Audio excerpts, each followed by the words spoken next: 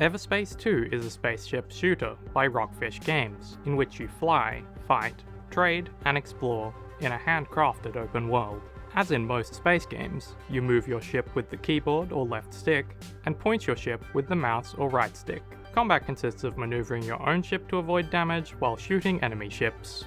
You have a boost to help dodge incoming attacks, and special abilities on cooldowns to help you survive a fight or deal damage. A lot of combat depends on how you set up your ship. You might be flying a Sentinel class, a large ship with a lot of weapon slots, and be using energy weapons and shotguns for close quarters combat.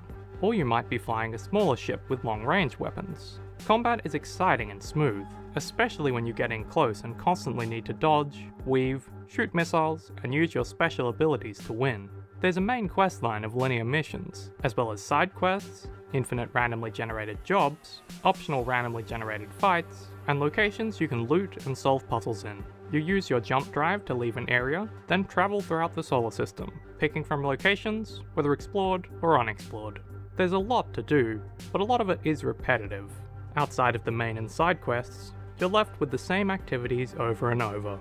Technically the puzzles are different at every location, but they amount to the same thing. Fly around the environment looking for interactable objects, then interact with them. There's also a lot of trading to be done. There are commodities you can buy cheap and sell for a profit, and this is one of the few ways to make a load of cash.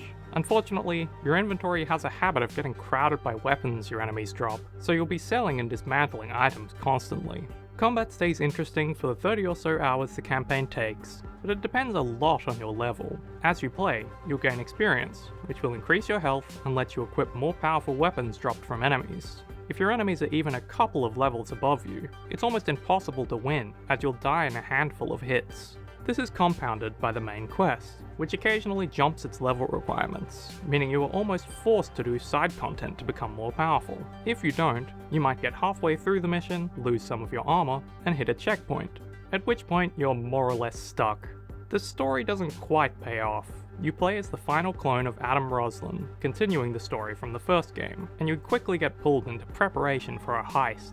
There's a tendency for the story to get stuck on minute details, head off on tangents, and fail to leverage the interesting setups within the plot.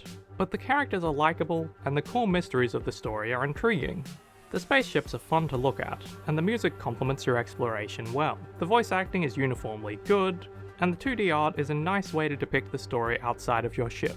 Despite the frustration of the level system and the repetitiveness of some of the side content, I had a good time with the combat and flying at the heart of Everspace 2. This feels like a return to an older style of game, and I'd recommend it if you like spaceship games. Everspace 2 is out now on PC for $49.99 and coming to PlayStation 5 and Xbox Series later this year.